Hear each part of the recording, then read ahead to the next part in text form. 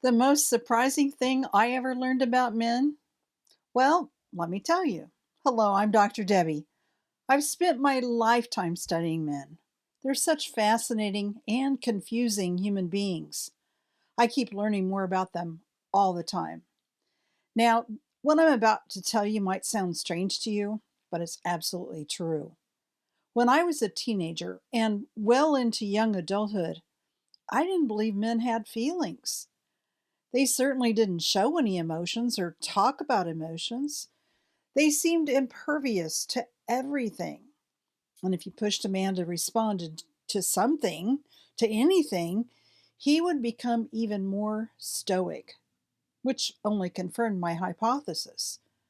I didn't know he was only letting me see his protective armor. There was so much more going on inside than he was willing to disclose. I'm not talking about one man in particular. I'm talking about virtually every man I knew. When the light bulb finally went on for me during graduate school, I was surprised by the fascinating truth. In reality, men are far more sensitive than women. When I say that in front of a group of people, the women look at me like they think I'm nuts. But it's really true. In fact, research shows that from the moment of birth, baby boys are much more sensitive than baby girls. They cry more, they're harder to soothe. They're also a lot more interactive with their surroundings. They laugh and coo more than baby girls do. Their sensitivity continues throughout life. They're so much more socially and emotionally sensitive. Now, you're probably asking, if that's true, then why is my husband always closed off from me? That's a question I hear a lot. He has a good reason, and we're going to explore that. But first, we need to talk about how we nurture a little boy. I have three boys of my own, so I've raised them into men, and I know what that's like. Women who have both boys and girls will often say that their boys are far more sensitive than their girls are, that they demand more attention and such. The sad part, by the time a boy gets to kindergarten, most of that sensitivity has been shamed out of him. He still hurts more. He feels more rejected than a girl does, but he's learned not to show it. In one study, researchers observed preschool children on the playground. If a little girl was offended by another child, the caregiver tended to come to her rescue right away. They'd try to get the other child or children to be kinder to her or to give back her toy or otherwise rectify whatever had just happened. But if that child happened to be a little boy, the caregiver tended to pull back and wait to see how the boy handled it. If he came up to the caregiver for help, oftentimes he would be met with a question: "What's wrong?" Or, "Why are you crying?"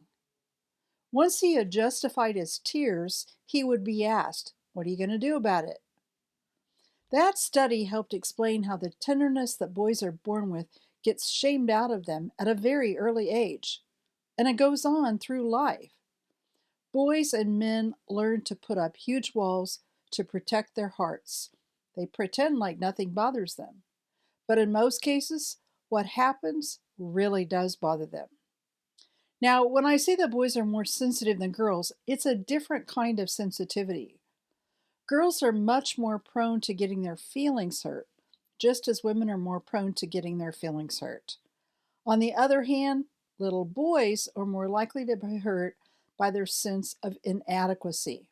Thoughts as, "I'm not good enough," or "big boys don't cry." Men have a similar reaction because they're sensitive to emasculating words and behaviors that imply that they're not real men. One of the most hurtful things a woman can say to a man is, "You need to grow up."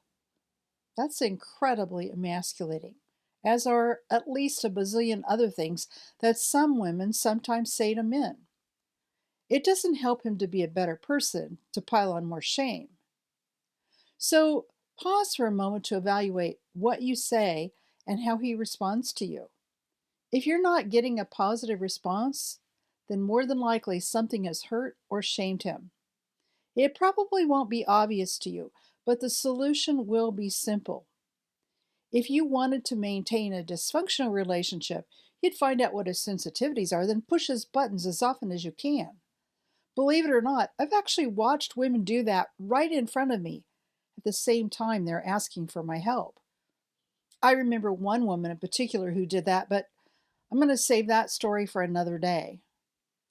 A man's vulnerability is also triggered when he's not feeling well.